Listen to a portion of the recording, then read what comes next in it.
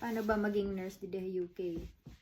So, an akong experience, and requirement lahan akong time nam, dapat may the 6 months experience within the last 3 years. 6 months na clinical experience within the last 3 years. So, an akong case, at nga time, sakto man nga within the last 3 years, may dako 6 months sa ospital, tapos, bumalik man naka occupational health. So, kinonsider, or I assumed, at least I assume na kinonsider nira nga clinical experience laghap. Although within the last 3 years kasi, pasok pa ang 6 months kuha hospital. May dako kay naka 9 months pa naka to 8, 9 months sa hospital. Anyway, in short, pasok kan qualification. Yan, syempre, pasado ka na. O, di ka man makatrabaho hospital kung di ka pasado. Kung bagawari ka lisensya. Tapos, kailangan ka makapasarhan English exam. So, an English exam, duha nga klase. Duha tim option. Either, mag-take ka usa nga exam nga bagan limited and places nga pwede ha magamit. Tapos, ang bayad parang 22K. Adto nga time ha, parang 22K at per take. Tapos, an usaliwat nga may dausa nga mas barato, half the price, so 11K adad to. Amoy at bagan mas general hiya nga exam na pwede mo gamiton sa UK, sa US, or everywhere else. Now, requirement man nga exam kay diri man English speaking country at Pilipinas. So any other country na not English speaking, requirement talaga hangatanan hit applicants nga mag-take in English test. So amo ito sa nga part, kailangan nakapasar ka English test.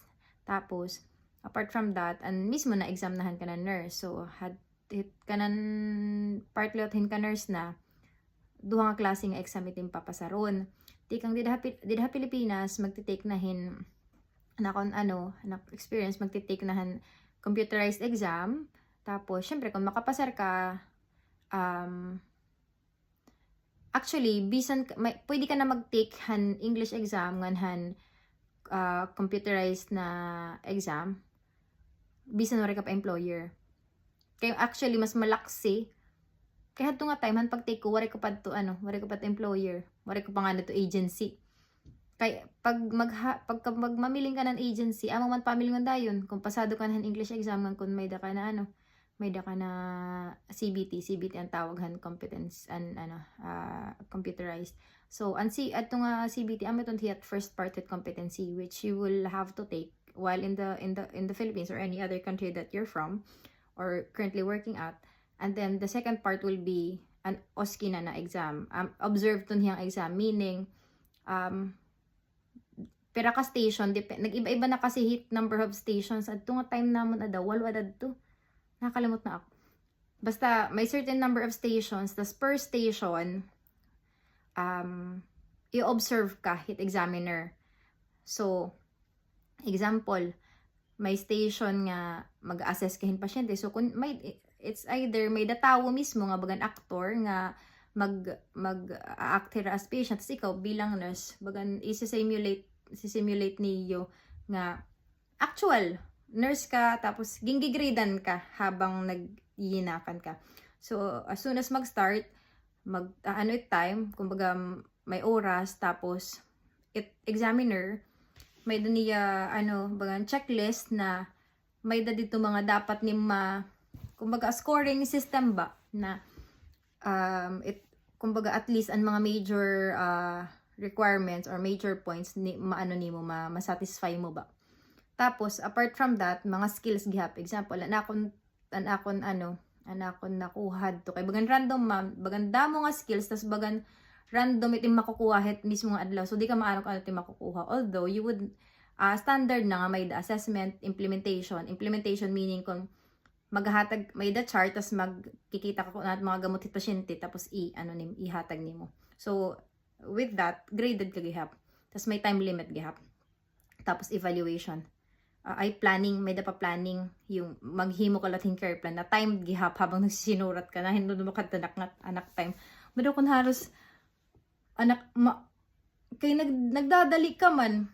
Tapos syempre mag-iisip ka kay di ka mangyap maaram ko na natin makukuha nga case hadto nga time. So nga tanan parang on the spot itong pag-iisip. Although syempre may mga pre-practice ka na, pero kung maaram ka nga gintatayman ka, bado makuri talaga to bugan naninig ang anak ko anan pagdalibahan kulba pa, tas kailangan magdalian mo kas kailangan mo pa i-make sure nga tim kasurat malinaw para hibasahan hit magi-grade later.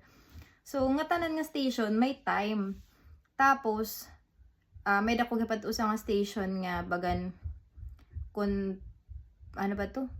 Paano gumamithan ano ba to?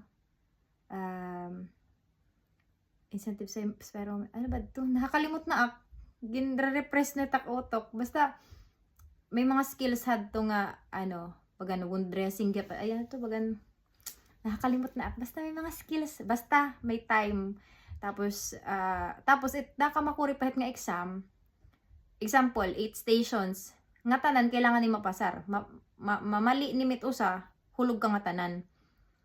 Pero kung nag-retake ka, imo re-retake nala kung ano ang imo nahulog. Pero syempre, hitim retake, depende hospital nga nag-hire ha iyo, pwede magbayad hirat imo retake, han time namon dira dad hira nagbabayad kay han time namon wala hira pagbayad kay sagot naman nira ng accommodation for 12 weeks ang pagulpot ng manhik plus ang ticket and visa, sagot nira. So, iba yatang ospital, bagan 1 month like accommodation nga iginhatag. Tapos, pero magre-refund hira hit kanan, hirat mabayad hit retake. Tapos, depende pa kung pera ka retake. Anyway, pag nag-retake ka, at imo iti-take nala, anim na fail. Tapos, pag napasar mo na to, amo natin paka nurse. Pero, habang di ka pa nakapasar hit nga exam, nga wari mo pa kakukuha ng lisensya, itawag nira tira lisensya nga di PIN number. Imo sahod dito, diri pa pang nurse until after you have your PIN. So, umulpot kami May, nag-take akan exam July, tapos gumuwas ad PIN August. So, from May, June, July, August, ang sahod ko hadto, diri pa hiya pang nurse, parang 2 levels down pa ang sahod hadto. Tapos, pagtikang han August, amo na ang sahod han entry level nga nurse. Yun. Amulad to. Para din ang malaba. Salamat. Damang salamat.